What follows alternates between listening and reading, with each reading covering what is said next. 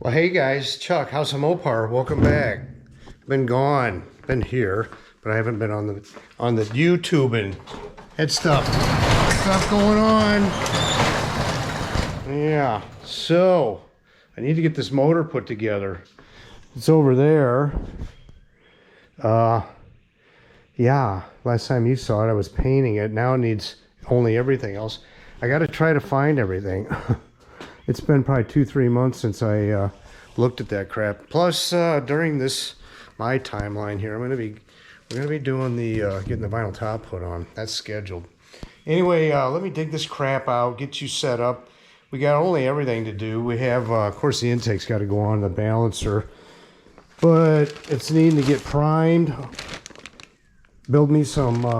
Put the headers on there. Build some. What do you call it?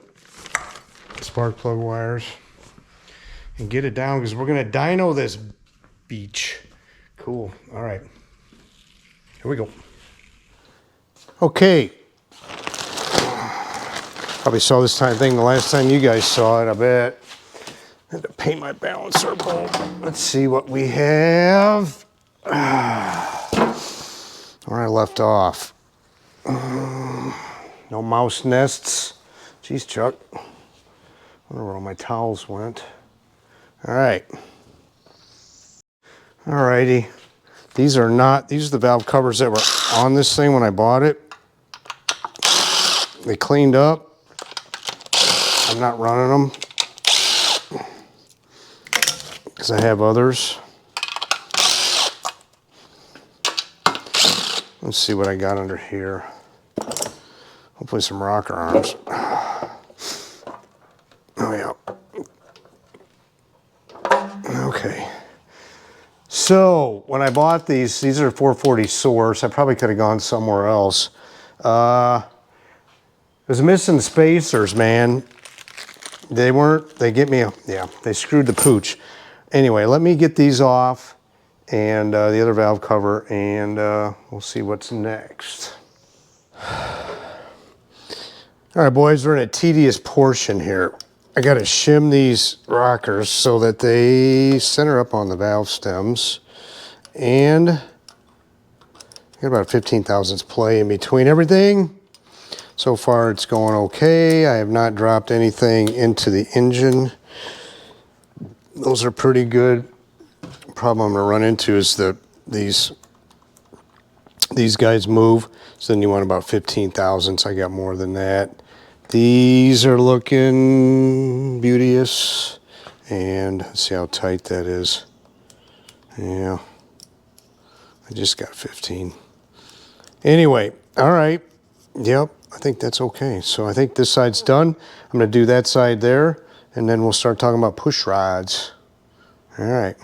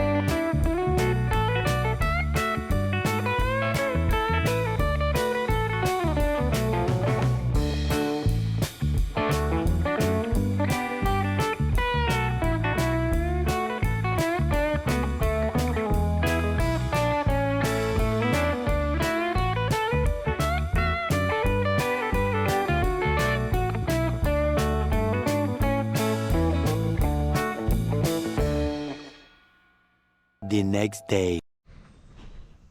The next day, I'm gonna keep on doing this. I think I'm gonna keep on doing this music thing because this is not about. Come on, man.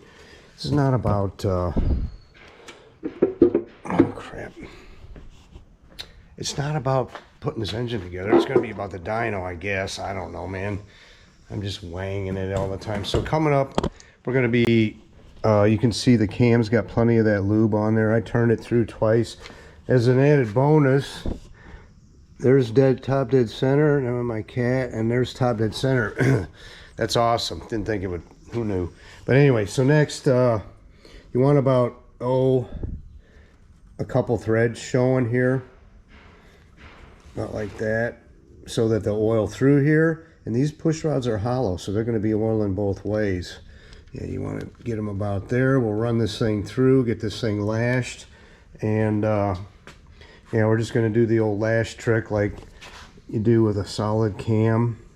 I'll run it through down here and use the old Mopar direct connection lash deal and lash them up. And then I'll put, once I get the nuts on here, oh, that's just great. I'll give them a half a turn to set the preload. Anyway, I got to get I'm gonna get an oil pressure gauge on here. Somewhere here in my mess is a deal for pre-oiling, a rod. We'll find that again, and we'll go from there. Okay, let the music continue.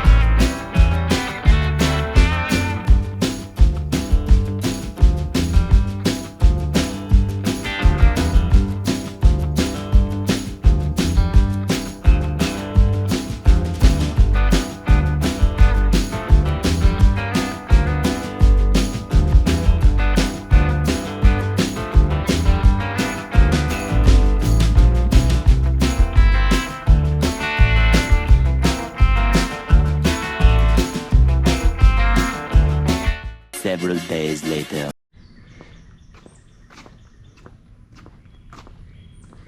Yeah, I'm gonna say something.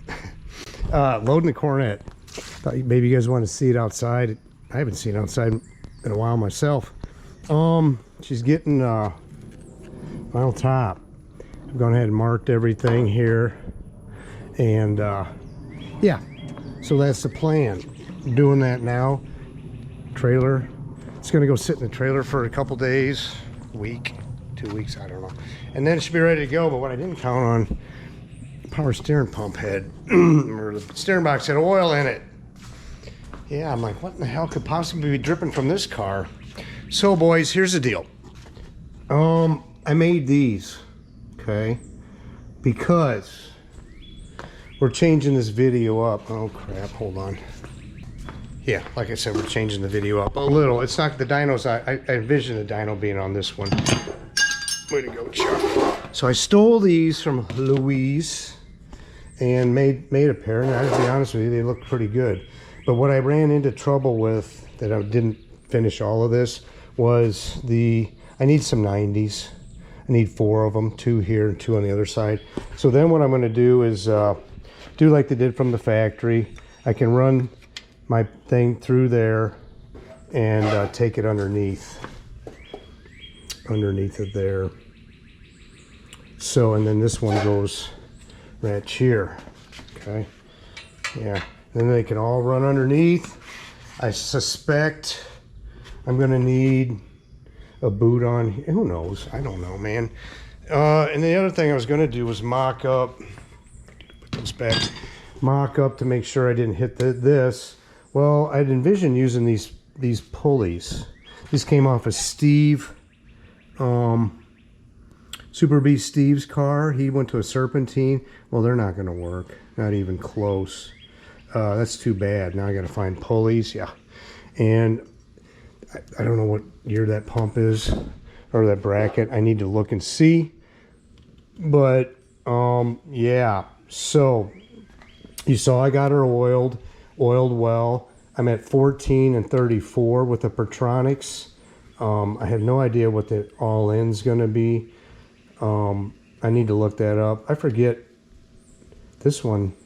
Do these ones get adjusted? I don't think they do. Maybe the round ones get adjusted. I don't remember. So anyway, that's where I'm at. That's where we're at.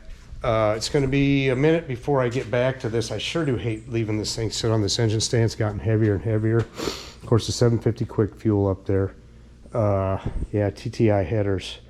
And I guess my bolts are going to be long enough. I use Remflex. Remflex, they seal everything. I don't really need them with TTI headers with this thick as hell flange they put on here. These are ceramic coated.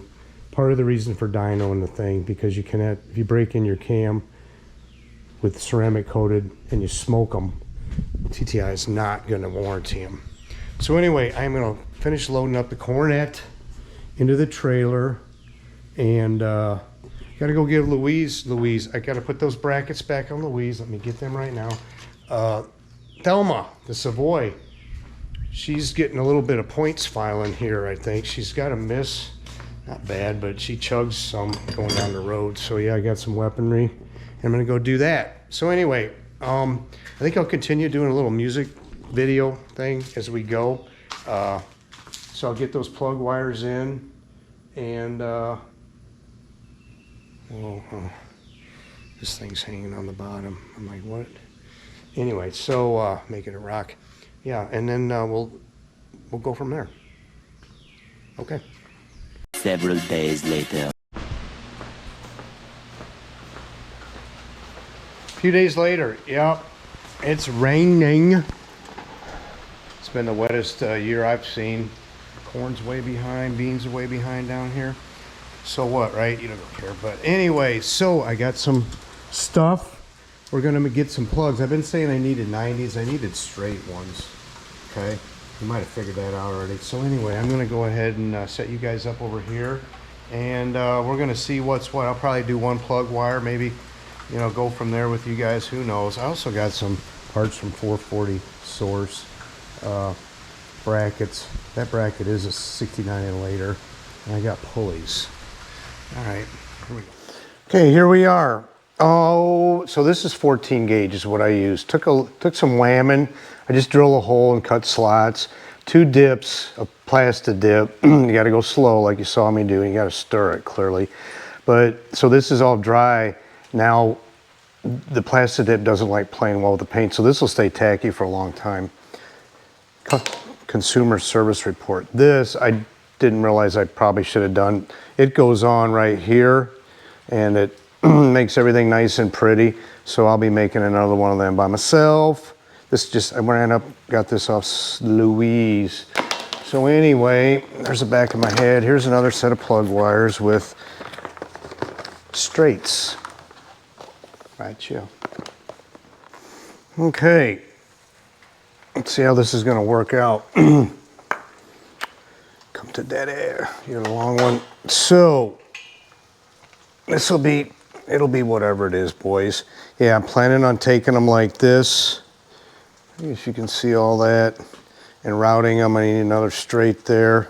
And just taking them this way, up through here, and in. It ought to work. I hope it works. I could probably make another one of those brackets for the other side like this. I don't know. Might be a little, a little eat up. Yeah, that ain't gonna work with the power steering pump there. Anyway, yeah, whatever. So I am going to be using a tool for doing these spark plug wires. And here it is. It's IWIS, IWISS. The number's LY702048. It does 8.5 millimeter spark plugs. I think these are 8. But anyway, I've used it once. Works good, lasts a long time. I can't even tell how to open this thing up right now. Just like that. But you're gonna see, I'll do one plug. I don't know what I'm gonna do with you guys, if I'm gonna route these and all that, but one thing I did screw up with Louise, I made them all nice and pretty. Well, then when I want to take the distributor cap off, I had to pull plugs, wires, and that wasn't cool. So anyway, let's see what happens here. Okay, I'm gonna have to run, that one's probably okay. This one is not okay. I mean, I don't know. It would be best to run one of these on there. So here's what we're looming up. I kind of looked at putting this over the dipstick. You know what the answer is. I got this on here. This one is loose because I made too big a hole. This is how it went, man, from the factory. That's what they did in '65 anyway. And certainly I'll have to, when we're done here, everything's going to get bunched together, probably with tie wraps, you know. So that's way down the road. Anyway, yeah, so there's that side. And then how much to leave up here is my question, you know. Anyway, all right, well, I'll keep fussing with this, and I'll probably pull off number 1, 8, 4, 3, 6, 5, 7, 2. And, you know, yeah, I don't know. We'll see. We're going to find out, boys. Okay. What a mess. Even now, this paint just does, you know, it doesn't play well with rubber. Anyway, there's that, I guess. Okay. Something's going to have to be done. I guess I'll have to put, I don't know, got a gap there. The other side, number 5, is definitely too tight. Yeah, there'll be a rubbage issue here. Possibly I won't put these junk things on. Rubbing is going to be the problem down the road. Down the road, meaning in the future and going down the road. That'll have to be looked at. Anyway, yeah, I guess that's it. Do I need a boot on here? I don't know. I would have to say this one does. I don't know. I mean, it can't go wrong putting them on there. So anyway, I'm going to finish fine-tuning at least one of these, and we'll make an end. And yeah, we'll finish this job up. All right. Okay, did a test hit. I did the odds. The odd side. This will be a representation. We'll get this long, short. Hell, I don't know, boys. It's what it is, okay? There's this thing working here beauteously. And eventually I'll put a spreader in here. I suspect, once again, with tie wraps. Take one big tie wrap, put little ones in between, pull it tight. It's beautiful. We're going to do the next one. We're going to do 6. Here's 6. I've been fooling with this over here. This might work better on a factory deal. I don't know. So anyway, yeah, got these pulled this way. So 6. So we're going to go ahead and clip her off, and I'll show you step by step on the stand here, and I'll make it quick. Okay. All right, eyeballing her. There's the middle. I'm gonna cut this off. I believe 5/8 of the insulator or the conductor showing. All right, there. All right.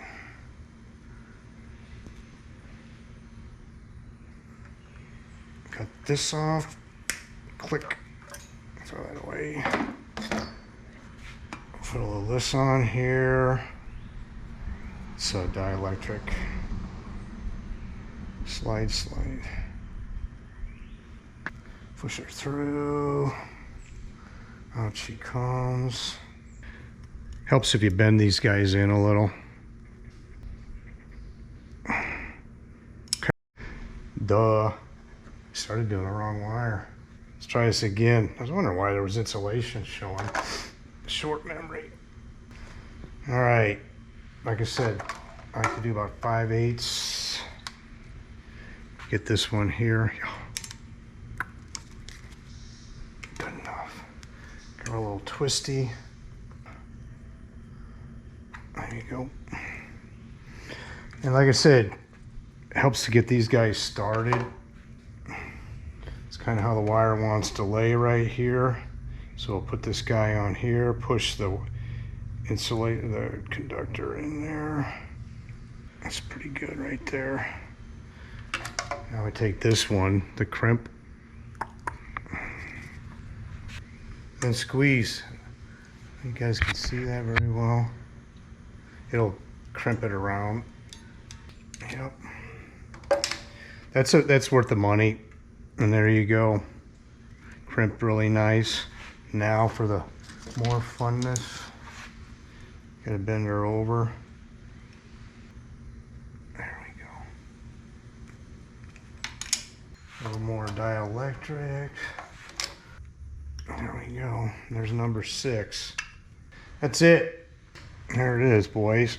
All right, let me finish, and then I might change that. In fact, I'm sure I will. I'll figure something out there, and I'll be back. What a mess. If you don't know what you're doing, this is what it turns out like. I guess. I don't know, guys. It'll work. It'll certainly hell work, yeah. So, yeah, probably too long, but whatever. Let's take a look. We'll see. We will damn well see, you know. So this is what I'm talking about, using tie wraps. You know, you put little ones in there and it makes it nice and sanitary, nice and sano. This mess here, where it's going to be on here, I will, it'll get put into some loom. Let's just show you what I'm talking about, because that'll rub. This might have worked well in 1965, but it works okay now too. Yeah, probably long. That's the way it goes, okay? I'll do the same thing probably here with the tie wraps. I have not tried to take the cap off, but I got lots of slack, and eventually you don't have to take the cap off at all. Over here, this one's still on here. These are junk. They just, yeah, they melt. So we'll do something. We'll keep this all nice and pretty. This side is okay, I guess. So I also mocked up this stuff. I went ahead, called 440 Source last week, and got their pulleys, their pump, and their pump pulley, as well as belts. Okay, V-belt. This is what they sent me. It's a Master Pro. This is power steering. Okay. This is a Master Pro water pump alternator. That's what they sell. They worked. Now, this is, like I said, this is 69 and up brackets. I ran into trouble, more about that there. This one was bent. I've been banging on it a little. The alignment is probably okay. Yeah, not bad.